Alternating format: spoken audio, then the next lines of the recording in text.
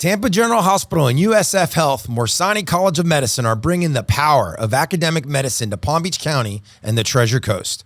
For nearly 2 decades, Tampa General has been ranked as one of the nation's best hospitals. And for over 50 years, Tampa General has been Florida's leading academic health system. Learn more about their growing network of physicians at tgh.org/the Palm Beaches.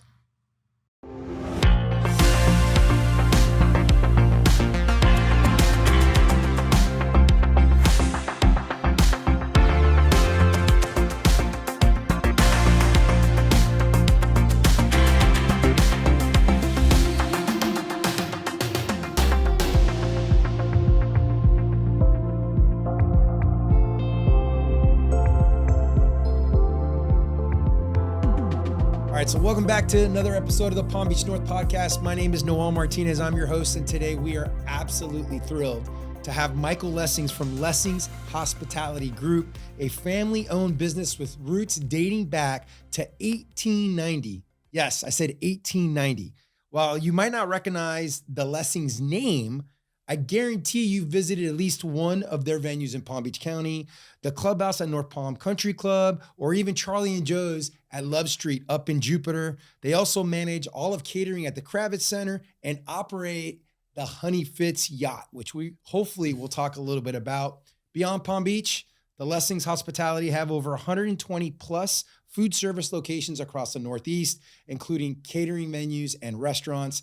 Michael, thank you so much for being here. Welcome to the show. Thanks, Noel. It's great to be here, today with you. It's great to have you here. So let's start with you. Let's go back a little bit. Tell me a little bit about your upbringing. Where'd you grow up? What was Michael Lessing like as a kid? Oh, God help us. I grew up in Long Island, a little hamlet, Islip, New York, right down the street from where my father grew up. And I still live today. So, little Islip, if you know it from Palm Beach, ISP is the abbreviation for the airport that's nearby.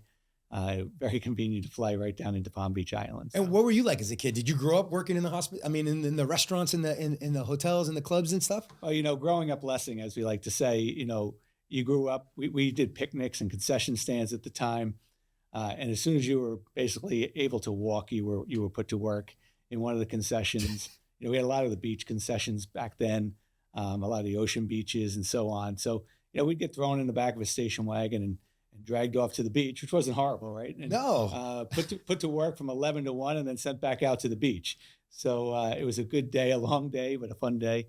We were very heavy into corporate picnics at the time. Mm-hmm. And, as I said, we were working, whether we were bussing tables or whatever needed to be done, we were doing. Yeah, I could imagine that. But that must have been a lot of fun, right? You growing up as a little kid, you've got these responsibilities. You feel like this is my restaurant. You take a lot of pride in that, right? I mean, that must have been awesome.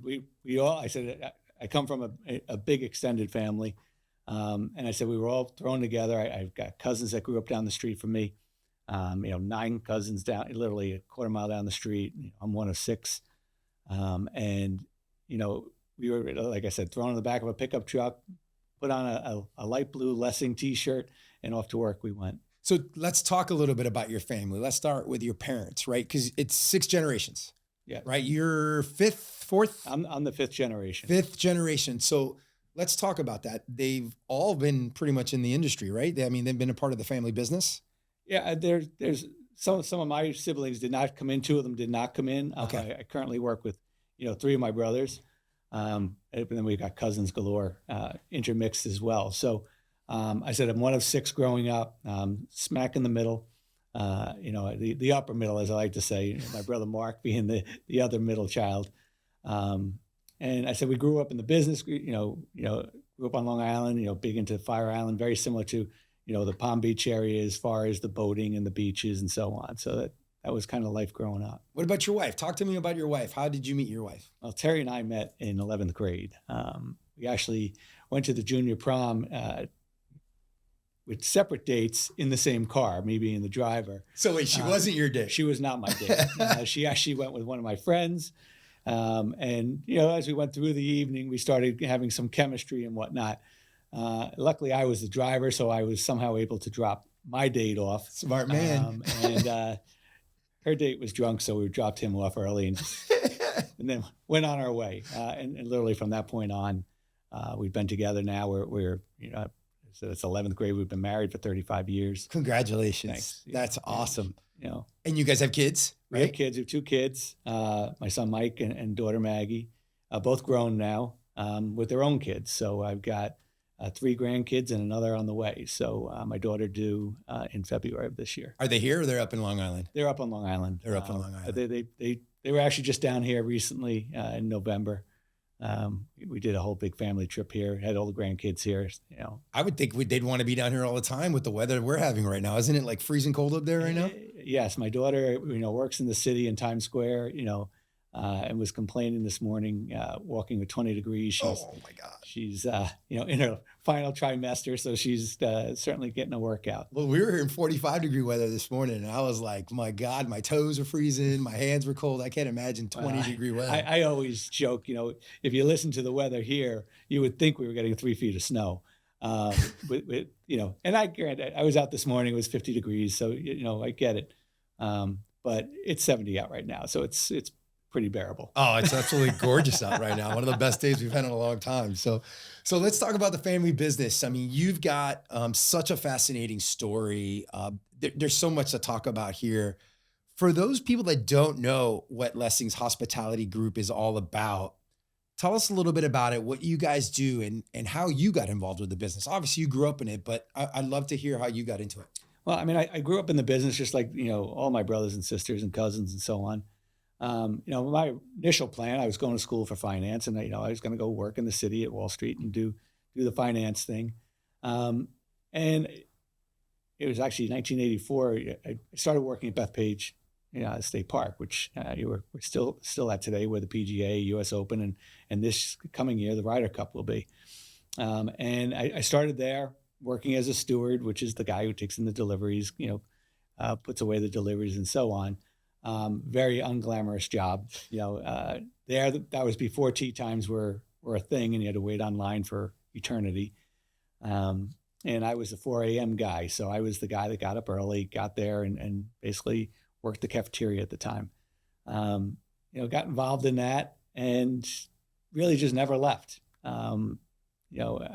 Just kind of got going on that and it grew into the business. I became assistant manager at Bethpage and then on to general manager of the West Sayville Country Club at the time. This is dating back to 89. I'm 40 years in the business now. And just kind of evolved, came up through the catering side of the business. And then, into Timber Point and then running the catering side of the business and then, just continued to evolve throughout the business. And today I'm the CEO, managing the whole process. Let's talk about the company as a whole. What exactly does the Lessing Hospitality Group do? It's more what doesn't Lessing Hospitality Group do. We started out as a food service company, meaning that, when we started, we were in Lower Manhattan at the time. My great-great-grandfather, Maxwell Lessing, in 1890. And, small coffee shops, luncheonettes, and we worked our way. We had our own commissary. We made our own foods. And we got into the corporate dining side of the business in basically that lower Wall Street area.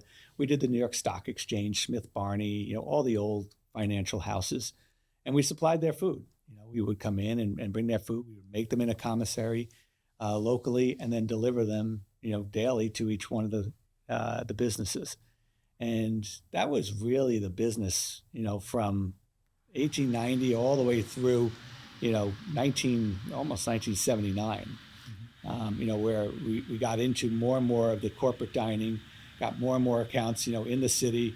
My father and uncle, commuted from Long Island to the city, for I think close to 35 years, which was a pretty brutal commute. It's 2 hours door to door.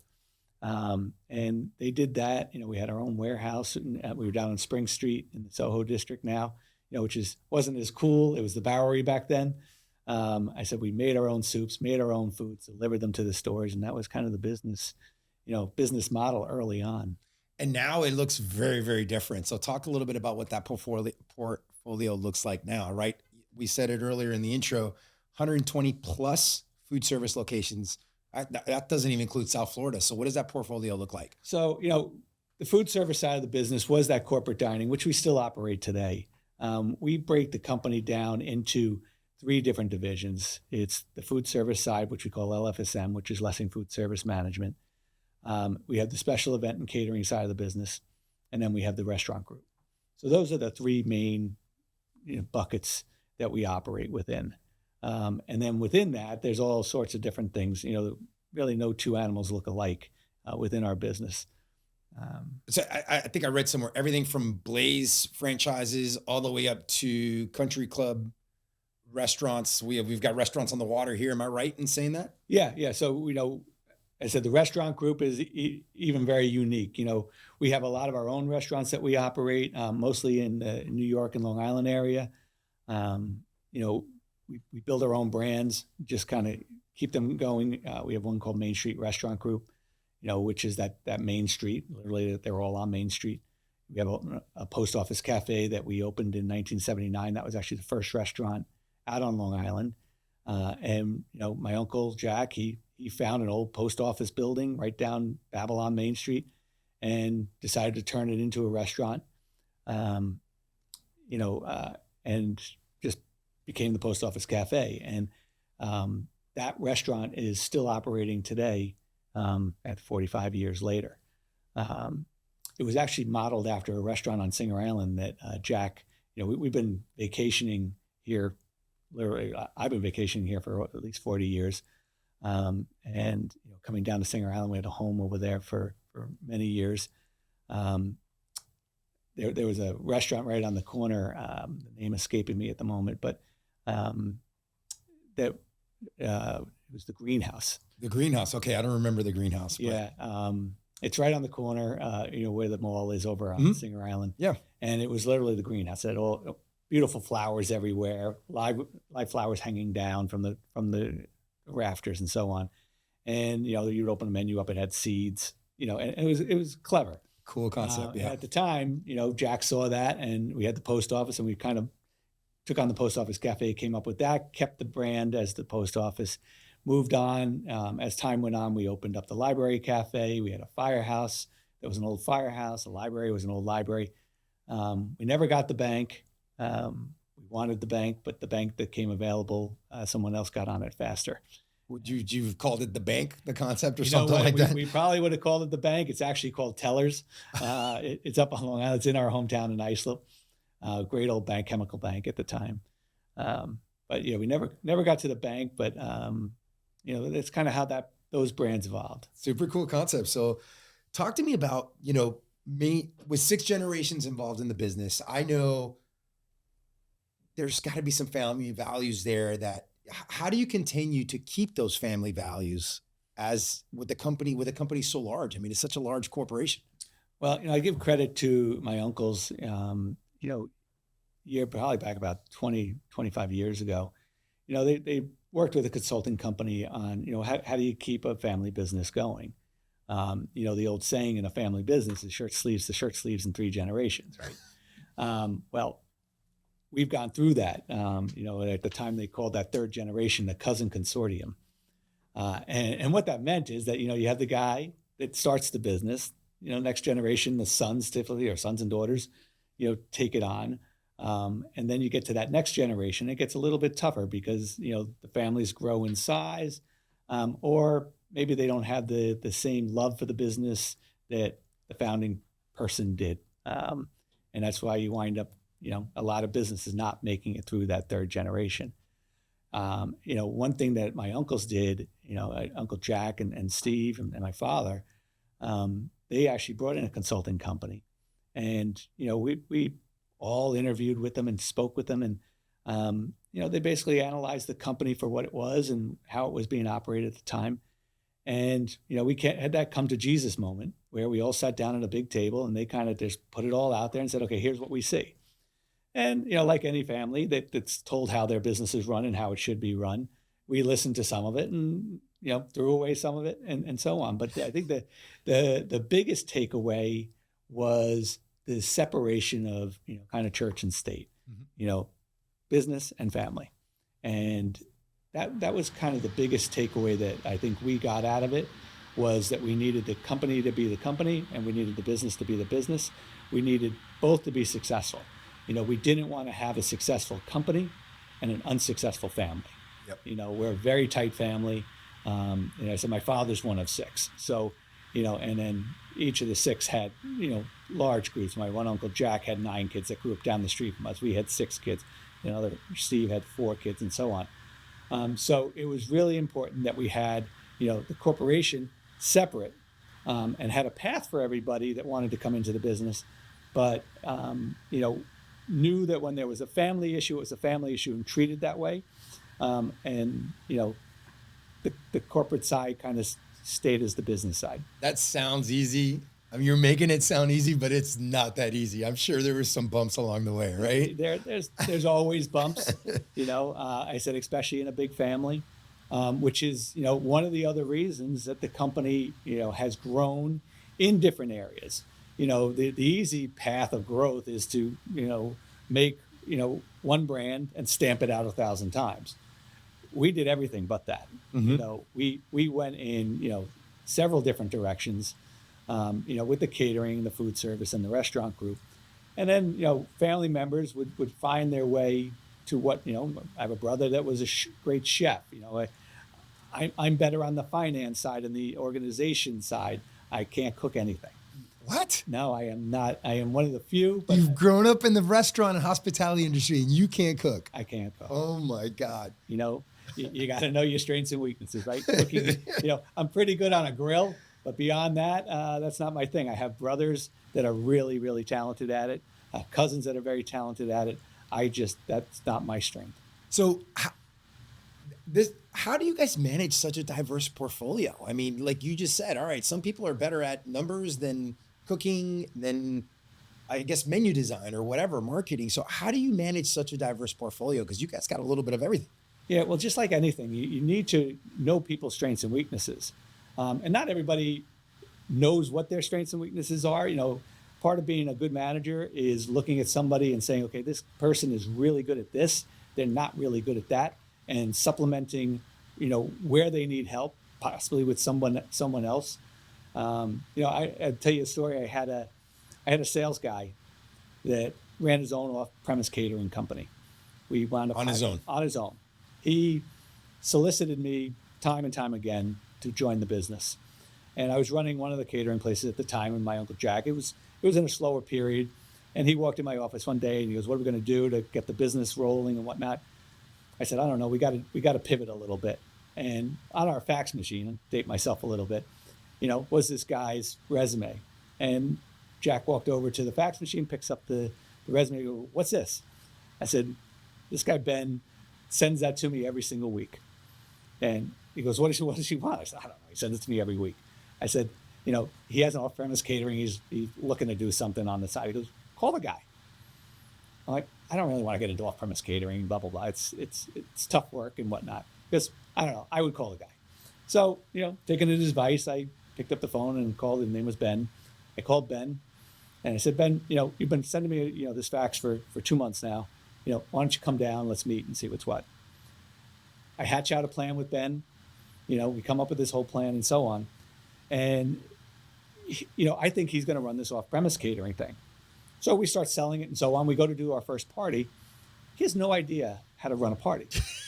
I'm like, "What are you talking about?" I said, you've been doing this for the last 30 years. He goes, "Yeah, but I never left my office. I'm just I selling." always hired people to do it."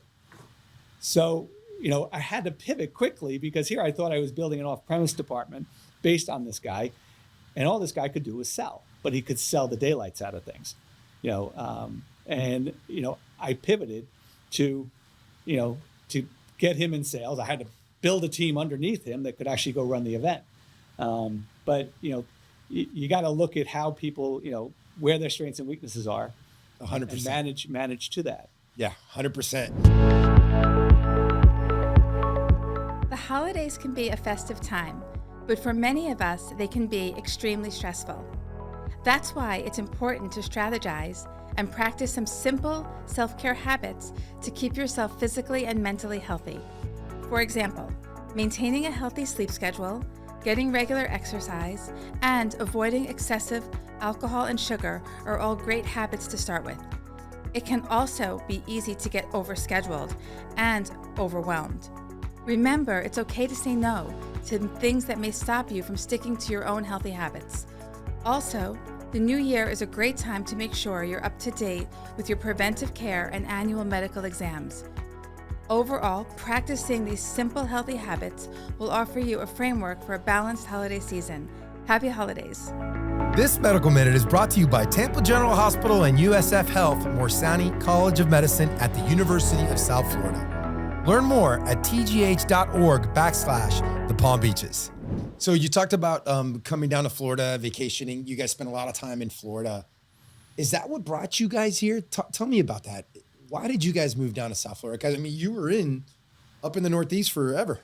Yeah, this was our vacation spot, right? Mm-hmm. I said, my uncles were down here. I said, we spent a lot of time on Singer Island.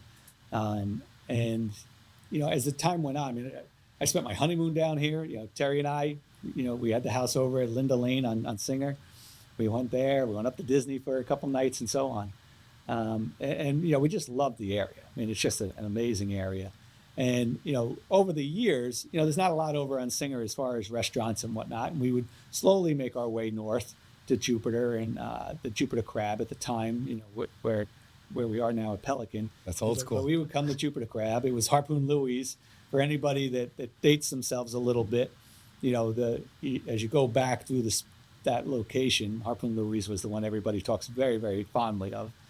And then it had its different generations. But a friend of mine, actually my daughter's father-in-law, came up with, a newspaper, and he goes, this guy, Charlie Modica, bought the Rustic Inn. And I'm like, Modica? I'm like, we know Charlie. We've known Charlie's family. He grew up down the street from us. And up in the Northeast. Yep. He was in the town next to us. And our families, knew each other for probably 60 plus years. So, I saw the article. He sent it to me, and I called Charlie up. I said, Charlie, you buy the Rustic Inn? He goes, yeah. I said, what are you doing with it? He goes, I don't know. I actually needed it for the parking. So he bought it because he needed it for the parking for his plan on Love Street. Yep. And I said, he goes, what do you want to do? I said, I don't know. I'll be down this weekend. My uncle, myself, my brother, cousins came down, and I remember it was Martin Luther King weekend, and we came down and, looked at the space. He goes, what do you think? It's another restaurant? I'm like, I came up the catering side of the business, so I'm like, I don't know. At that time, 1000 North was being built, so that wasn't done yet. The Love Street side hadn't even started construction yet, but we knew that was coming. I'm like, no, you got restaurants coming over here. You've got, 1000 North coming over there. You already have Jetties and Utiki, doing their thing. I'm like, I think it's an event space. One thing I've noticed down here that they don't have is catering places. I said, yeah, you got the country clubs and you've got the hotels and so on. And I said, I think it's a catering place, and, essentially that's how Pelican Club was born. Looking back on that conversation, which was I think in early January 2018, I can claim victory on that because Pelican's been a great win for us. We love the Pelican Club. You know that. We spend a lot of time. The Chamber does the majority, all of our major events we do at the Pelican Club. So we love that venue, and it was much needed, and there isn't much better than that. You guys do an amazing job there from top to bottom. Just unbelievable experience there. No, we love it. When we stood on that site, and it was interesting because when it was the Rustic Inn, you had really no view of the lighthouse because you had to have your nose pressed against the glass because the deck outside had awnings that stepped down because the deck stepped down. Yeah. So as the awning stepped down, it took the view with it. And if you weren't had your nose pressed against the glass, you really would not have known that there was a lighthouse out there. So, one of the things, and we worked with Keith Spina and Spina O'Rourke, as our architects, yeah.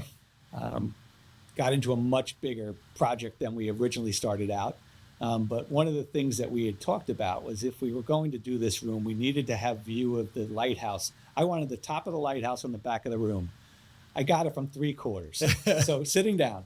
So if you're sitting down in the third row in the room, you could still see the top of the lighthouse. So kudos to Keith and company because they made that come true. Again, I wanted to make sure that awning was high enough outside that it didn't block the view. And as you know, we have a spectacular view out there. So. Absolutely gorgeous. What's the difference between having businesses in New York and Florida? How are they different? What are the pros and cons of both? Well, I would say the first thing that really drew us down here was it was a great offset to our seasonality of New York. Well, that makes sense. Just I didn't think about that. Yeah, just like you have the snowbirds, obviously, that come this way, so does the business. So, when you hit, the winter time in New York, it's our slowest time, especially on the catering side. Restaurants don't have as much seasonality, but the catering definitely does, and the food service does.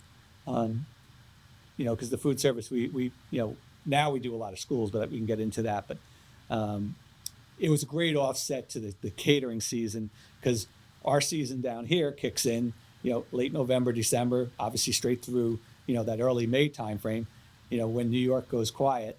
And then just as we're kicking kind of out of season, New York actually kicks back up. So that was just a great offset for us. Yeah, that makes sense. I didn't even think about that. So the hospitality industry changes every single day. I think you guys are very innovative and always stay ahead of it. How do you do that? I would say we do it, we listen to our team, especially the younger side of the team. Social media is a great resource in a lot of ways. If you're following the right sites, you're watching the right podcasts, you kind of stay up with it. I said that's something, obviously, if you look at the company, we've been in business for 134 years. You have to constantly evolve. What started as, coffee shops and luncheonettes has obviously grown, in a lot of different ways over the years. Whether it was going from that first, when Maxwell decided, okay, you know what, I want to do the New York Stock Exchange.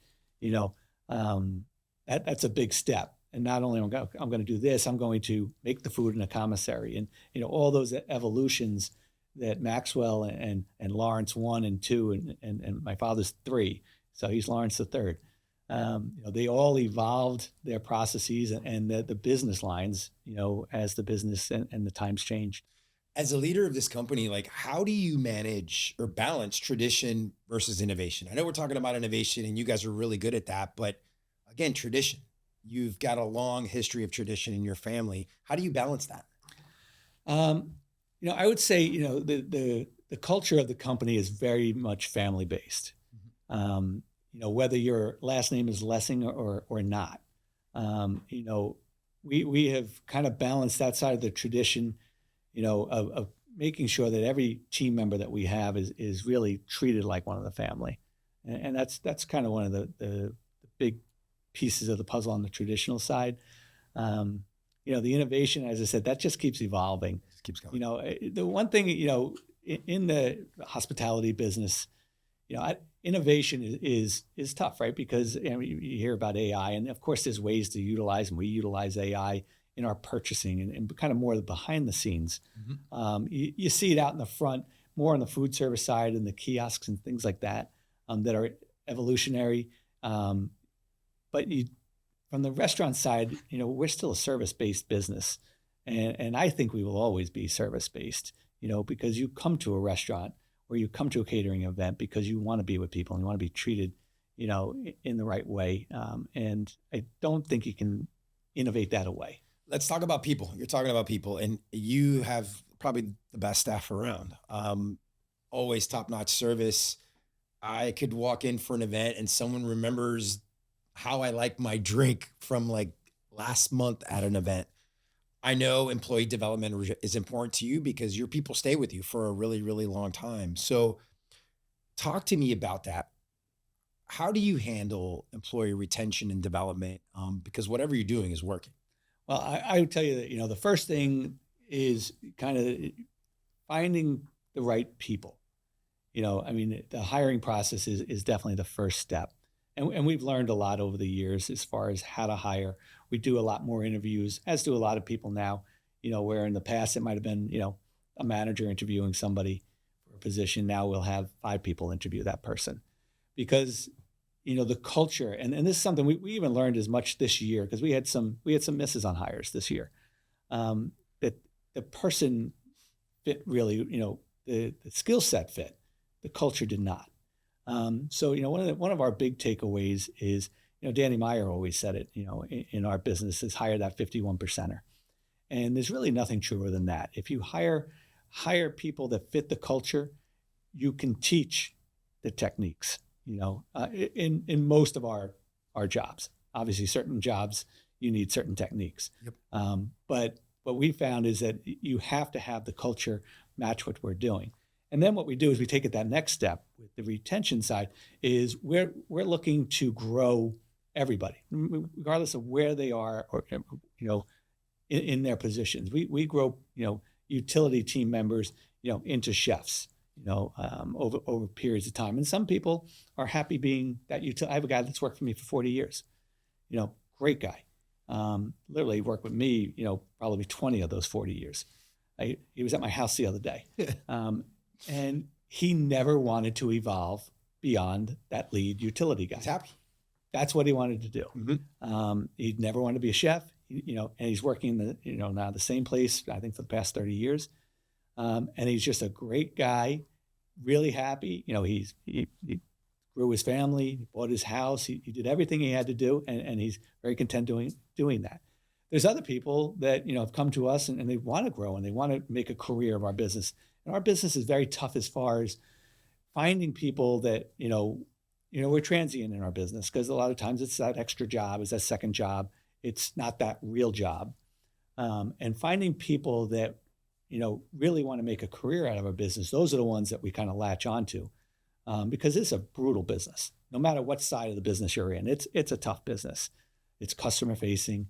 And when you find those people, it's really important to help them evolve.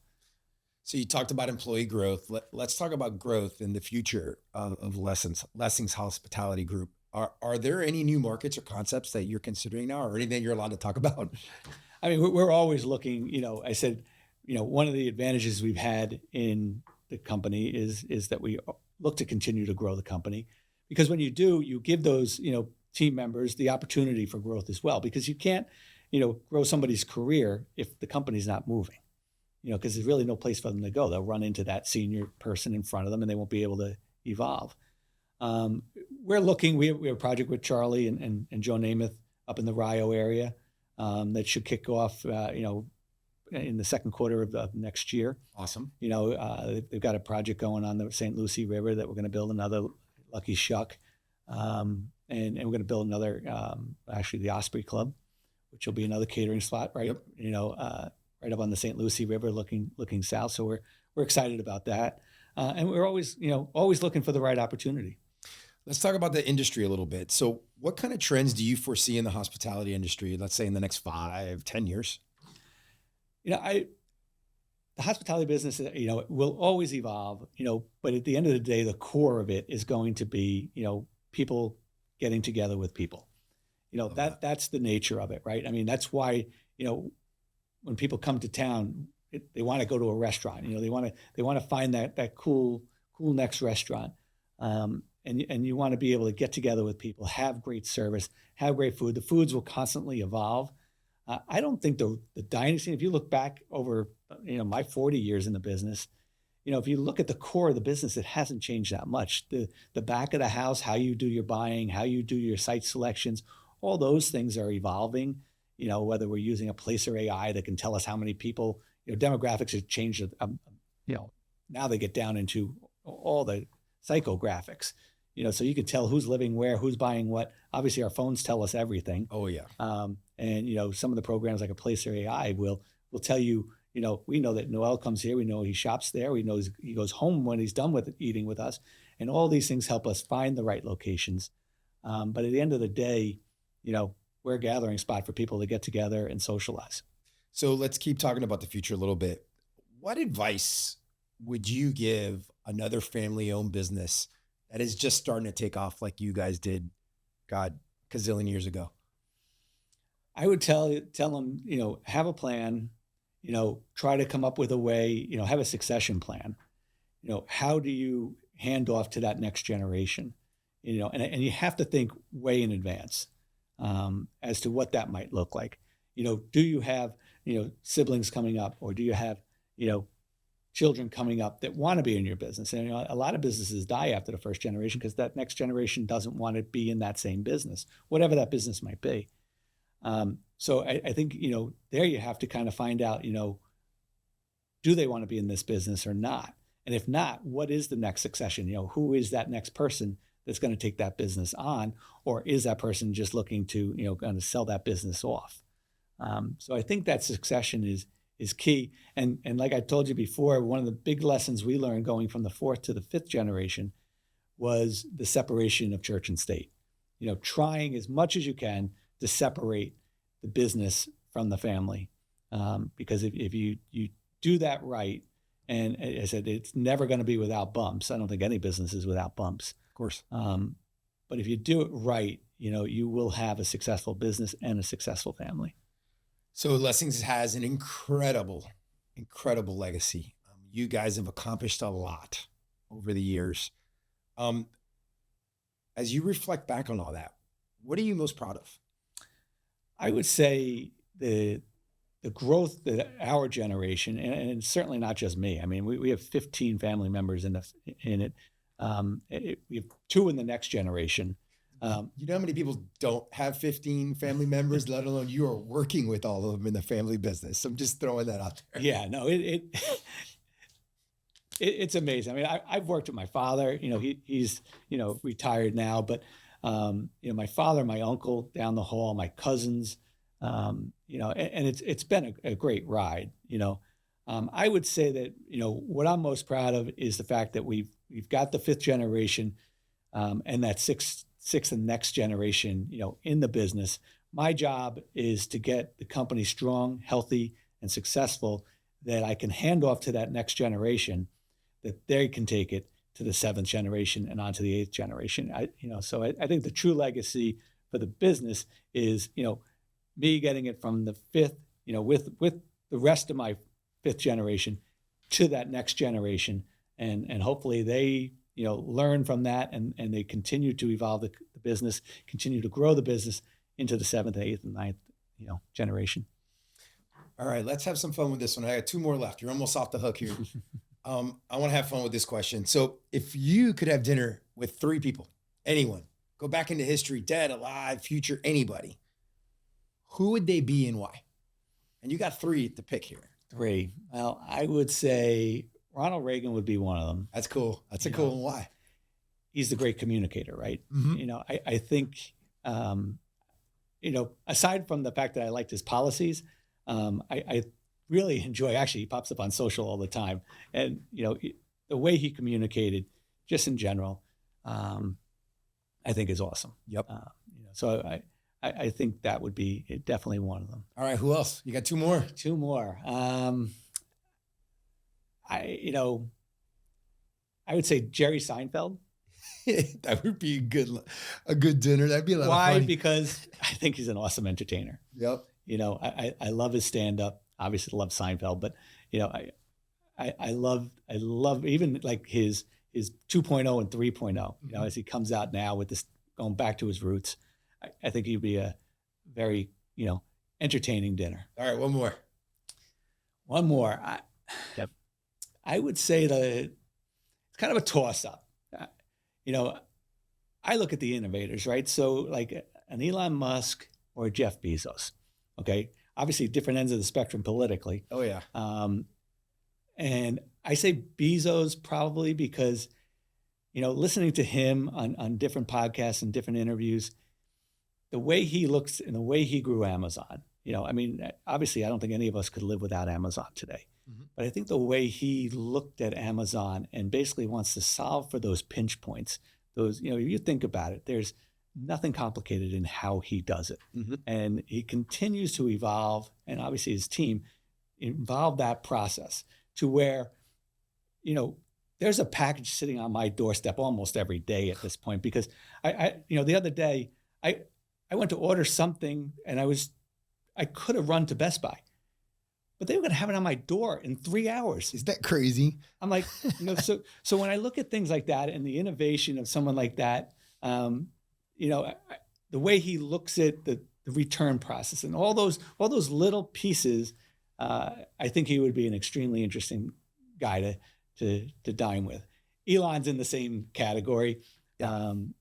Again, he's a little more eccentric, but to see what he's built, and these are all first generation guys. Yep. Really all of them, right? So they're guys that, to me, maybe didn't come from nothing, but really built themselves into, obviously, the largest characters in our time. All right, last question. I asked this question to everyone, right? So when it's all said and done, you've touched a lot of people over your career, right? You've worked with a lot of different, diverse, people from all over the place. What do you want your legacy to be? At the end of the day, it comes back to the family, right? I mean, I love my wife. I've got, an awesome partner in her. We're always, luckily she loves Florida because she's down here with me all the time. It's really, the fact that if I can leave, the company in solid standing and the family, like I said, I keep going back to those same two pieces, right? The business is successful and, more importantly, my family is successful. That's really the end goal. I've got great grandkids, got great kids, great, my son-in-law and daughter-in-law, they really were just blessed. I got nothing else to really ask for. Awesome. Well, where can people get more information on the Lessings Hospitality Group? Anything exciting? Beacon. Let's talk about the Beacon. We didn't talk about. You guys are the grand reopening of the Beacon, right? We're doing Beacon Reimagined. We didn't talk about that. Yeah, let's talk about that real quick before we sign off here. Yeah, Beacon up at Charlie and Joe's. We're getting ready. We got Boat Parade this weekend. Yeah. We're real excited about that. We're bookending it. We actually start at North Palm Beach, and we end up at Love Street. So we got both ends of the spectrum. Beacon's going to open up with a great new menu. Actually, we're opening up on Friday. Saturday is the Boat Parade. So we're really excited about that. A little bit more casual fare. It's going to be a lot of pasta and seafood. We're doing a quick redesign on the building just to make it a little bit more casual. And we're really excited about bringing that back up. Topside a bit will open up again next week. We had some issues. We had to put a new roof on the building, so we had to shut down for a few weeks actually. But we'll be back open there next weekend. So looking forward to all of that. Awesome, Michael. Well, thank you so much for being here. This has been awesome. I learned a lot about you, your family. You really threw out a lot of really good nuggets there. So really appreciate all you do for us at the Chamber, for this community. You guys are unbelievable community partners. So thank you for all you do. Oh, great. I appreciate that. And thanks for having me today. Of course. And for all of you watching, please make sure to share, like, follow, tell all your friends about all the amazing things going on in Palm Beach North. We look forward to seeing you guys in a couple weeks. See you soon. Bye-bye. It's just awesome. You were good. I could sit here and talk to you all day. All kinds of food.